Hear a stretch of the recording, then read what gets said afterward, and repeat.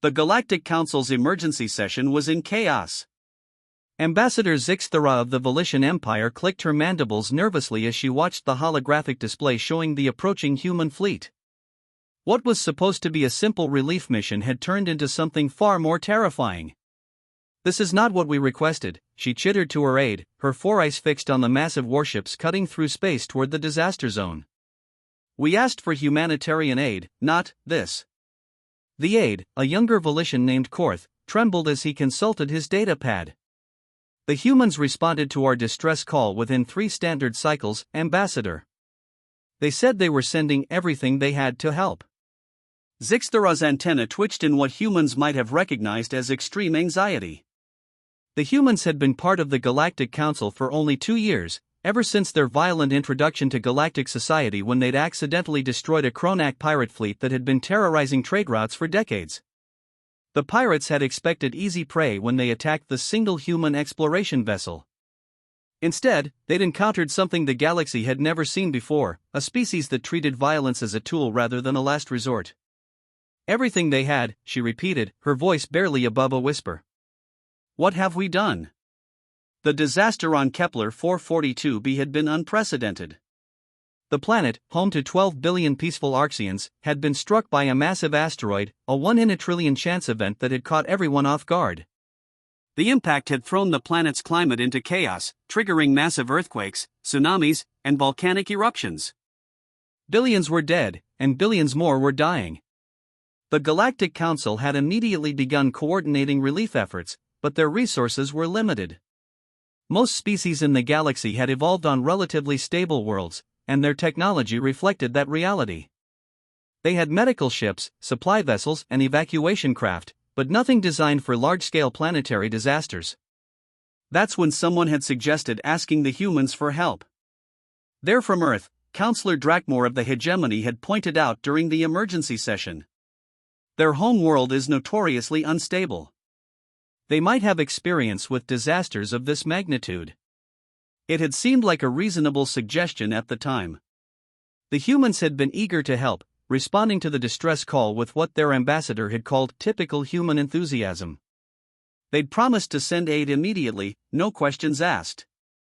Now, as Zixthara watched the approaching human fleet, she was beginning to understand why every species in the galaxy had initially classified Earth as a death world, a planet so hostile that complex life should never have evolved there, let alone achieved spaceflight.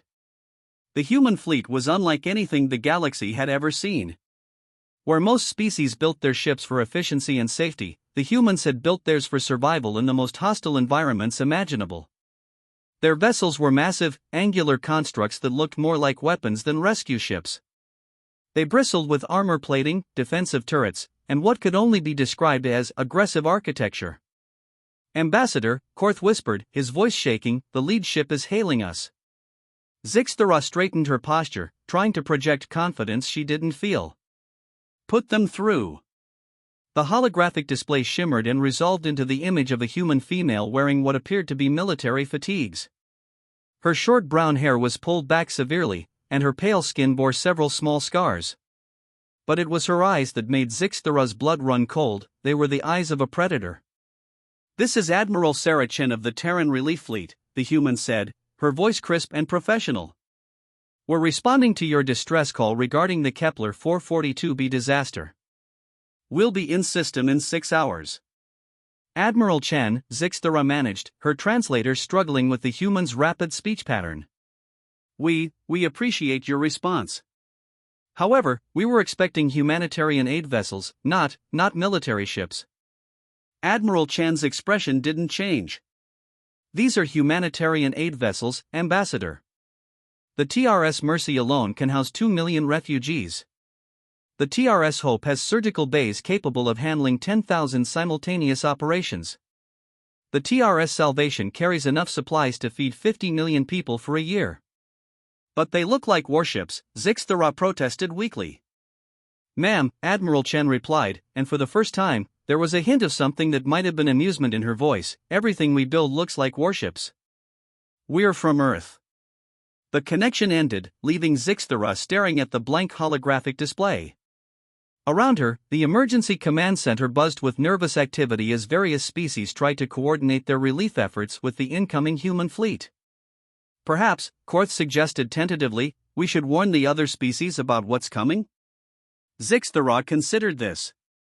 The humans had been members of the Galactic Council for 2 years, but they were still largely a mystery to most species.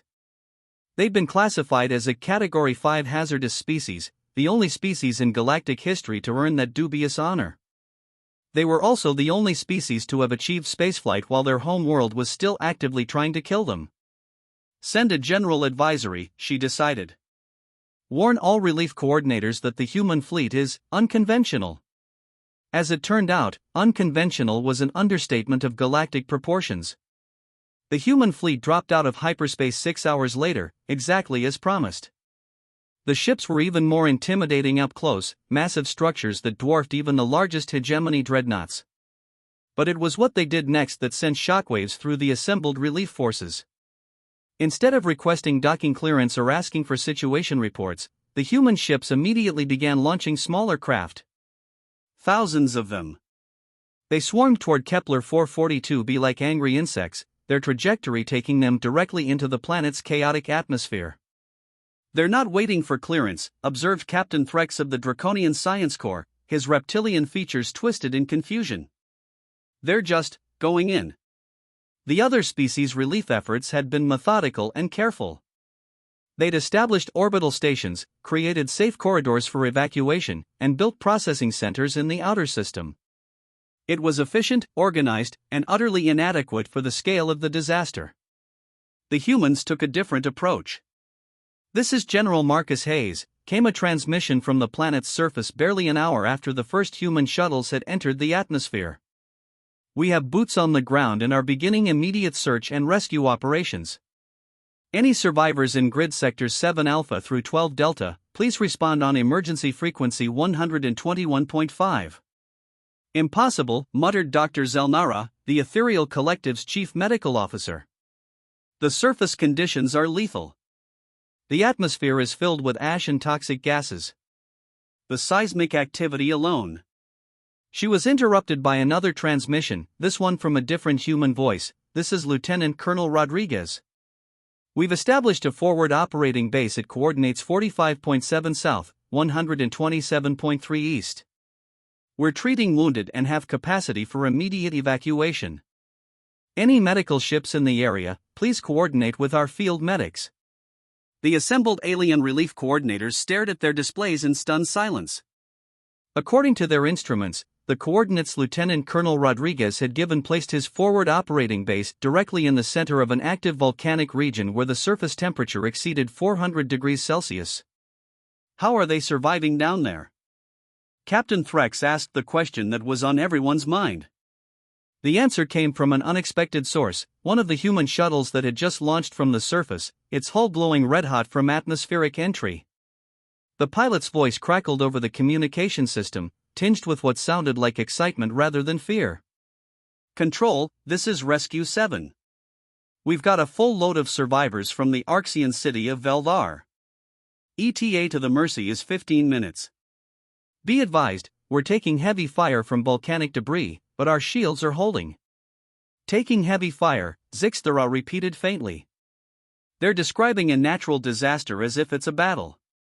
"For humans," came a new voice, Admiral Chen's, "there's not much difference." The next few hours were a revelation in human methodology. While the other species had been carefully planning their relief efforts, the humans had simply acted. They'd sent their ships directly into the most dangerous zones, established bases in locations that should have been uninhabitable, and begun pulling survivors out of situations that the other species had written off as hopeless.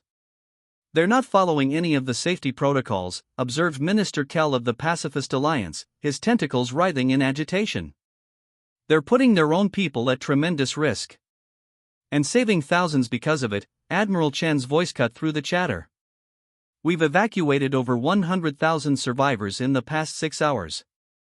How are your evacuation efforts proceeding?" The uncomfortable silence that followed was answer enough. The humans, it seemed, had a fundamentally different approach to disaster relief. Where other species saw obstacles, humans saw challenges to be overcome. Where others saw acceptable losses, humans saw failure. And where others saw impossibility, humans saw Tuesday. This is Captain Maria Santos of the TRS Defiance, came another transmission. We're in position above the Arxian capital. The city is completely surrounded by lava flows, but we've identified approximately 500,000 survivors in the underground shelters. Beginning emergency extraction. The underground shelters are 3 kilometers beneath the surface, Dr. Zelnara protested. The access shafts have been sealed by lava flows. It's impossible to reach them. Ma'am, Captain Santos replied, and there was definite amusement in her voice now, you might want to check your tactical display. A holographic display updated to show the area around the Arxian capital. What they saw defied explanation. The human ship TRS Defiance, which was apparently the size of a small moon, was hovering directly above the city. From its underside, massive beams of coherent energy were stabbing downward, boring through solid rock and cooling lava as if they were paper. What are they doing? Minister Kell gasped. Mining, Admiral Chen answered matter-of-factly. We're creating new access shafts to reach the survivors. Should have them out within the hour. They're using military-grade mining equipment, Captain Threx observed, his professional soldiers' eye recognizing the technology. That's the kind of gear you'd use to dig fortifications on a hostile world. We use it for subway construction in New York, Admiral Chen replied. And Mars colony expansion. And asteroid mining. And emergency excavation. It's really quite versatile. The scale of the human operation was beginning to sink in. This wasn't just a relief mission, it was a full-scale planetary intervention. The humans hadn't just sent aid ships, they'd sent an entire civilization's worth of disaster response capability. TRS Mercy to all stations, came another transmission. We're at full capacity with 2.3 million refugees. Beginning transfer to TRS Sanctuary. ETA for additional housing modules is 4 hours. Additional housing modules? Zixthara asked weakly. We're building temporary cities in space, Admiral Chen explained. Standard procedure for large-scale evacuations. We can house up to 50 million people in orbital habitats while we work on planetary restoration. Planetary restoration? The words came out as a squeak. Of course. The planet isn't a total loss. We'll need to stabilize the tectonics, clear the atmosphere, and do some ecosystem reconstruction, but it's definitely salvageable. We've done worse. The other species representatives stared at their displays, watching as the human fleet systematically began dismantling a planetary disaster. Ships that had looked like weapons of war were revealing themselves to be something far more impressive, tools of reconstruction on a scale that defied imagination. This is Colonel Zhang of the Atmospheric Engineering Corps, came a new voice. We're beginning upper atmosphere seeding operations. Should have the ash clouds cleared within 72 hours. Seeding operations? Dr. Zelnara asked. We're releasing nanoparticles designed to bind with the ash and settle it out of the atmosphere, Admiral Chen explained. It's a scaled-up version of the technology we use for terraforming. We'll follow up with atmospheric processors to restore the proper gas mixture. They're terraforming the planet, Captain Threx said in amazement. In real time. During a disaster. It's more efficient than waiting, Admiral Chen replied. Besides, the Arxians will need a habitable world to return to. The human relief operation continued for days, each hour bringing new revelations about the capabilities of these Deathworlders. They had equipment for every conceivable emergency, protocols for situations that other species had never even imagined, and a casual attitude toward danger that bordered on the insane. This is Major Kim of the Seismic Stabilization Unit, came a transmission from the planet's surface. We've successfully deployed tectonic anchors in the primary fault zones. Earthquake activity should decrease by 90% within the next 12 hours. Tectonic anchors? Minister Kell's tentacles were now writhing in what could only be described as panic. They're manipulating the planet's geology? We're not manipulating it, Admiral Chen corrected. We're fixing it. The asteroid impact destabilized the tectonic plates. We're just putting them back where they belong. And you just have equipment for that? We live on Earth, Admiral Chen replied, as if that explained everything. Tectonic instability is a weekend hobby. By the end of the first week, the human fleet had evacuated over 8 million survivors, established orbital habitats for temporary housing, begun atmospheric restoration, stabilized the planet's geology, and started construction on what they called emergency infrastructure, which turned out to be a network of underground cities designed to withstand any future catastrophes. The other species' relief efforts, while well-intentioned, paled in comparison. Their carefully planned operations had managed to save perhaps 100,000 lives total. The humans had saved millions and were actively working to restore the planet to habitability. I don't understand, Zixtara confided to her aide during a brief break in the chaos. How do they do it? How do they make the impossible look routine? Korth, who had been studying the human operation with fascination, consulted his datapad. I've been researching their home world, he said. Earth is extraordinary. It's a Class 12 death world, the most hostile classification in our database. The gravity is crushing, the weather is violent, the geology is unstable, and the biosphere is actively trying to kill everything in it. And they achieve spaceflight there? They didn't just achieve spaceflight, Korth replied, his voice filled with a mixture of awe and terror. They conquered their world. They turned a planet that should have been uninhabitable into the most densely populated world in their system. They didn't adapt to their environment, they adapted their environment to them. Zixtara felt a chill run down her spine. What kind of species does that? The kind that sees a planetary disaster and considers it a technical problem to be solved, Korth answered. As if to emphasize his point, a new transmission crackled over the communication system. This is Captain Johnson of the Ecosystem Restoration Corps. We're beginning reintroduction of native species to the rehabilitated zones. First batch of Arxian wildlife is being released now. They're already restoring the ecosystem? Dr. Zelnari gasped. We brought samples from the orbital nature preserves, Admiral Chen explained. Standard procedure for this kind of operation. We'll have full biodiversity restored within 6 months. The scale of the human operation was staggering. They weren't just providing relief, they were rebuilding an entire world. And they were doing it as if it were the most natural thing in the galaxy. This is impossible, Minister Kell muttered, his tentacles drooping in defeat. No species should be capable of this level of intervention. No species that evolved on a normal world, Admiral Chen corrected. But we're not from a normal world. We're from Earth. The word seemed to hang in the air like a challenge. Earth. The death world that had spawned the most dangerous species in the galaxy. The planet that had tried to kill its own children and had instead created something that could reshape worlds.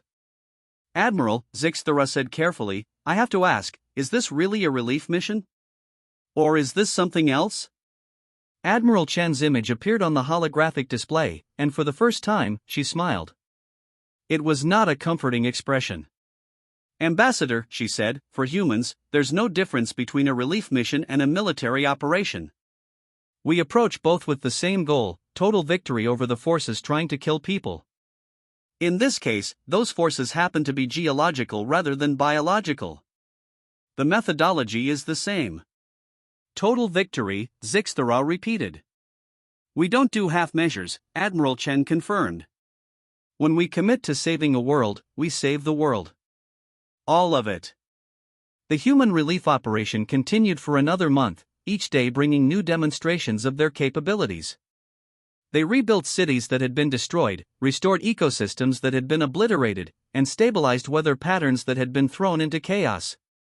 They didn't just fix the immediate problems, they improved on the original. The atmospheric composition is now better than it was before the disaster, Dr. Zelnara reported during one of the daily briefings. The humans have enhanced the oxygen content and reduced the concentration of harmful gases. The new underground cities are designed to withstand impacts from asteroids up to 50 kilometers in diameter, Captain Threx added. They've essentially disaster-proofed the planet. And the orbital habitats they've constructed could house the entire population permanently if necessary, Minister Kell observed. They've created a backup civilization. Zixthara listened to the reports with growing unease. The humans hadn't just responded to a disaster, they'd used it as an opportunity to demonstrate their capabilities. And those capabilities were terrifying. Ambassador, Admiral Chen's voice interrupted her thoughts. We're ready to begin the final phase of the operation. Final phase? Planetary restoration is complete. We're ready to begin the return migration. All survivors will be transported back to the surface over the next 72 hours. The return migration was as efficient as everything else the humans had done. Massive transports ferried millions of Arxians from the orbital habitats to the restored planet's surface. The refugees were returned not just to a habitable world, but to a world that was arguably better than the one they'd left. This is unprecedented, observed Counselor Drakmore during the final briefing. No species in galactic history has ever undertaken a reconstruction project of this magnitude. And succeeded, added Minister Kell. The humans haven't just saved the Arxian people, they've upgraded their entire civilization. Admiral Chen appeared on the holographic display one final time, her expression as professional as ever. The relief operation is complete, she announced. All survivors have been successfully relocated to the restored planet. The Arxians now have a more stable, more resilient world than they had before the disaster. We can't thank you enough, Zixthara said, meaning every word. The Galactic Council is in your debt. No debt necessary, Admiral Chen replied. This is what we do. This is what humans do. But why? Zixthara had to ask. Why go to such lengths for a species you barely know? Admiral Chen's expression softened slightly. Because they needed help, she said simply. Because they were dying, and we could save them. Because that's what civilization means, taking care of each other, even when it's difficult. The transmission ended, leaving the assembled representatives in stunned silence. The human fleet was already beginning to withdraw, their massive ships disappearing into hyperspace as efficiently as they'd arrived. They're leaving, Korth observed unnecessarily. Of course they're leaving, Zixthara replied. They came to help, they helped, and now they're going home. But the implications, Captain Threx said slowly, the implications of what we've seen. He didn't need to finish the sentence. Everyone in the room understood the implications. The humans had demonstrated capabilities that went far beyond anything the galaxy had imagined. They'd shown that they could reshape worlds, relocate entire populations, and solve problems that other species considered impossible. They'd also shown that they could do all of this with a casual efficiency that suggested such operations were routine for them. They're not just another species, Dr. Zelnara said quietly. They're something else entirely. They're apex predators, Captain Threx agreed. But not in the way we understood the term. They're not just predators of other species, they're predators of impossibility itself. In the months that followed, the rescue of Kepler 442b became legend throughout the galaxy. The human intervention was studied, analyzed, and debated by every species in the Galactic Council. The consensus was unanimous: the humans were unlike anything the galaxy had ever seen. They were a species that had been forged in the fires of the most hostile world imaginable, and they'd emerged from that forge as something capable of remaking entire civilizations. They were builders and destroyers, creators and conquerors, saviors and something that might have been gods. They were Deathworlders. And they just announced to the galaxy that they were willing to use their terrifying capabilities to help. The Arxians, for their part, were effusive in their gratitude. Their new world was better than their old one in every measurable way. They had cities that could survive any catastrophe, an atmosphere that was optimized for their biology, and a geology that was stable for the next million years. They also had a very different perspective on the humans than the rest of the galaxy. They are saviors, declared Arxian Prime Minister Veltarun during his address to the Galactic Council.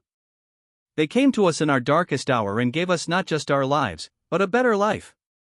They are the finest example of what civilization can achieve. But even as he spoke, Zixthara couldn't shake the feeling that they'd witnessed something more complex than a simple rescue mission.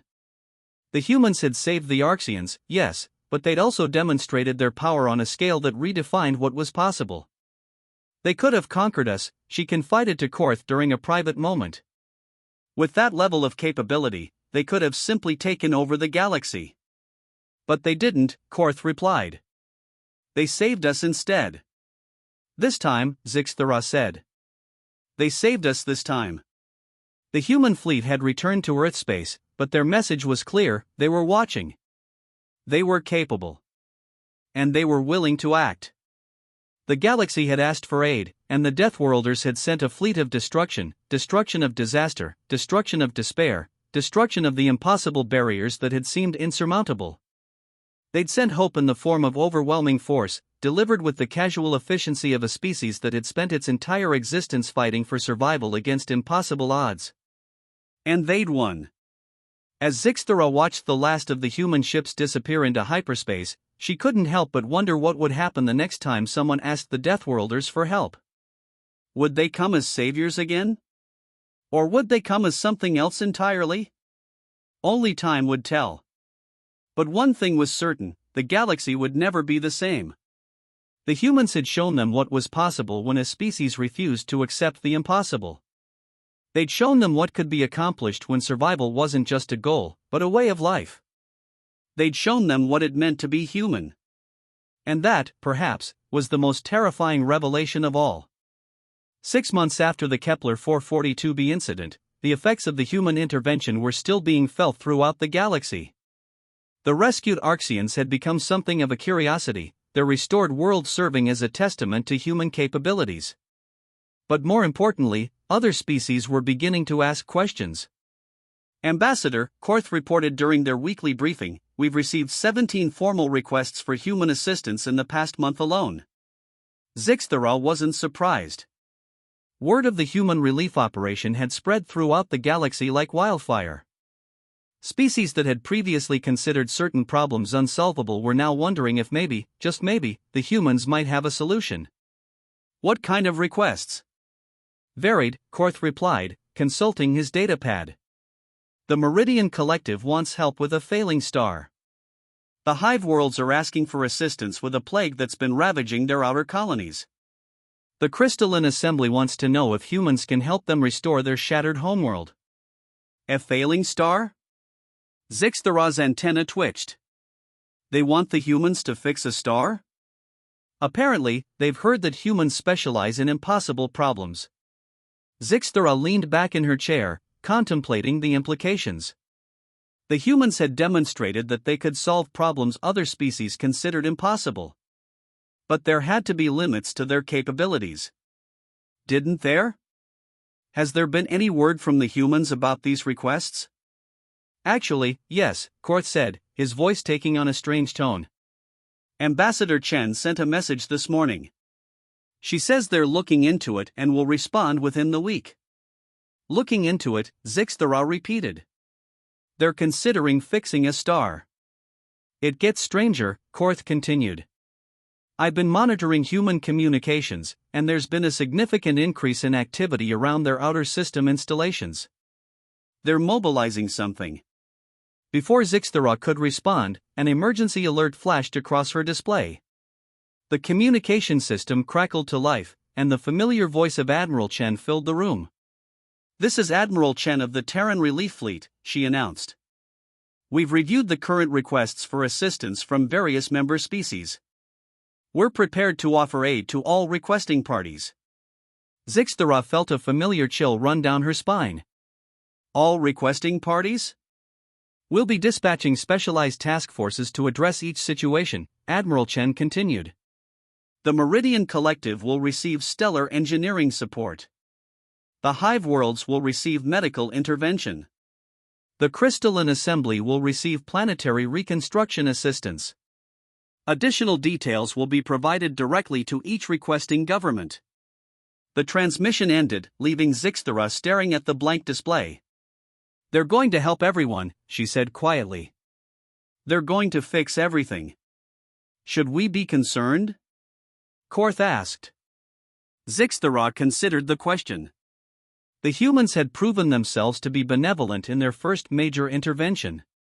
They'd saved the Arxians without asking for anything in return. They'd demonstrated incredible capabilities while respecting the sovereignty of other species. But they'd also demonstrated capabilities that redefined what was possible in the galaxy. I think, she said finally, we should be very, very careful about what we wish for. Because the humans, it seemed, were willing to grant those wishes. And that was both the most wonderful and the most terrifying thing imaginable. The Deathworlders had tasted victory against the impossible. And they seemed to have developed an appetite for more. 3 weeks later, the galaxy watched in stunned silence as the humans began their second wave of interventions. The task forces Admiral Chen had promised were unlike anything that had been seen before, even by the standards the humans had already set. The Meridian Collective's dying star was the first target. Their system's primary had been losing mass for centuries, slowly cooling as it exhausted its fuel supply. The star's death would mean the end of their civilization, 12 billion beings spread across 6 worlds, all dependent on the star's energy for survival. The human response was characteristically direct. "This is Commander Martinez of the Stellar Engineering Corps," came the transmission from the Meridian system. "We're beginning deployment of the Solar Restoration Array. Local traffic should maintain a minimum distance of 50 astronomical units during the operation."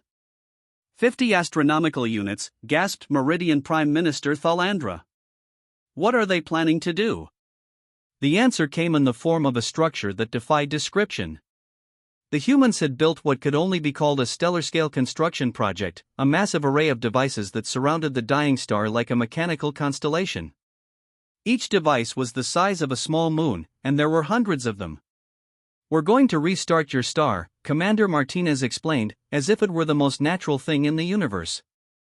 "We'll be injecting fresh hydrogen into the core while simultaneously compressing the outer layers to increase fusion efficiency. Should give you another billion years of stable output." "They're going to restart a star," Minister Thalandra repeated faintly. "They're going to restart a star." The operation took 12 hours.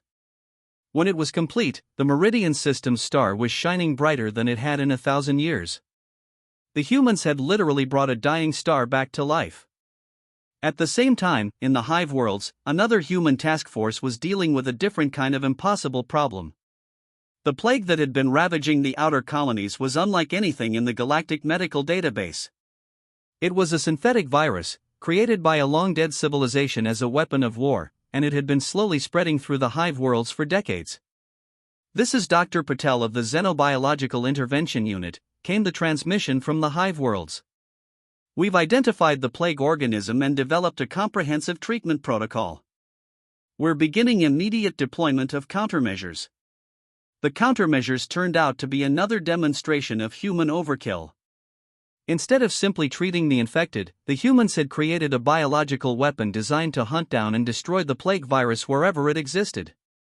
They'd unleashed engineered bacteria that could survive in any environment, reproduce at an accelerated rate, and specifically target the plague organism's unique genetic markers. "We're not just curing the plague," Dr. Patel explained. "We're making it extinct." Within 72 hours, the plague that had threatened the Hive worlds for decades was completely eradicated. The humans had committed genocide against a virus. The crystalline assemblies problem was perhaps the most challenging of all. Their homeworld had been shattered in a civil war centuries ago, broken into thousands of fragments that now orbited their system's star as a loose asteroid belt. The crystalline beings had been forced to live in space habitats, unable to return to their birth world. "This is Captain Liu of the Planetary Reconstruction Corps," came the transmission from the assembly system. "We're beginning the reassembly process. This is going to take some time." "Reassembly?" asked Assembly Speaker Resonance of Deepstone. "You're going to reassemble our world?" "We're going to put it back together," Captain Liu confirmed. "All of it?" "We've mapped the orbital mechanics of every fragment, analyzed the geological composition, and developed a reconstruction sequence that will restore your world to its original configuration." The process took 3 months. The humans used gravity manipulators to slowly nudge the planetary fragments back into position, welding them together with matter compilers that could fuse rock at the molecular level. They rebuilt the planet's core, restored its magnetic field, and reconstructed its atmosphere from scratch. When they were finished, the crystalline assembly had their homeworld back. Not a reconstruction or a replacement, but their actual original world, restored to exactly the way it had been before the war. "It's impossible," whispered Speaker Resonance of Deepstone as she stood on the surface of her restored homeworld. "No species can rebuild a planet from scattered fragments." "We're not just any species," Captain Lou replied. "We're human." The three simultaneous operations sent shockwaves through the Galactic Council. The humans hadn't just solved three impossible problems, they'd solved them simultaneously, with casual efficiency that suggested they could have handled dozens more. "They restarted a star," Captain Threx reported during the emergency council session. "They made a plague extinct. They rebuilt a shattered world. In 3 months." "It's not possible," Minister Kell insisted, his tentacles writhing in agitation. "No species should be capable of this level of intervention in the fundamental forces of the universe." "And yet," observed Dr. Zelnara, "they did it." The debate that followed was intense and chaotic. Some council members wanted to formally thank the humans for their assistance. Others wanted to investigate exactly how they'd accomplished their feats. A few wanted to demand explanations for technology that seemed to violate known physical laws. But it was Zixthara who asked the question that silenced the room: what happens when they decide we're the problem that needs solving? The uncomfortable silence that followed was broken by an incoming transmission. Admiral Chan's image appeared on the holographic display, her expression as professional as ever. "Greetings, council members," she said. "I understand there are questions about our recent operations. I'm prepared to address your concerns." "Admiral Chan," Zixthara said carefully, "we're grateful for your assistance to our member species. However, we're concerned about the implications of the technology you've demonstrated." "What implications?" "The ability to restart stars, eliminate diseases, and rebuild planets suggests capabilities that change the fundamental balance of power in the galaxy." Admiral Chan nodded slowly. "I understand your concern. You're worried that we might use these capabilities against you." "The thought had occurred to us," Zixthara admitted. "Let me ask you a question," Admiral Chan said. "What do you think happens when a species evolves on a world that's actively trying to kill them every single day?" The question hung in the air like a challenge. "They develop defenses," Captain Threx answered slowly. "They develop adaptations," Dr. Zelnara added. "They develop tools," Minister Kell concluded. "They develop perspective," Admiral Chen corrected. "They learn to see problems not as insurmountable obstacles, but as challenges to be overcome. They learn that the only true failure is giving up." She paused, letting her words sink in. "Earth has been trying to kill us for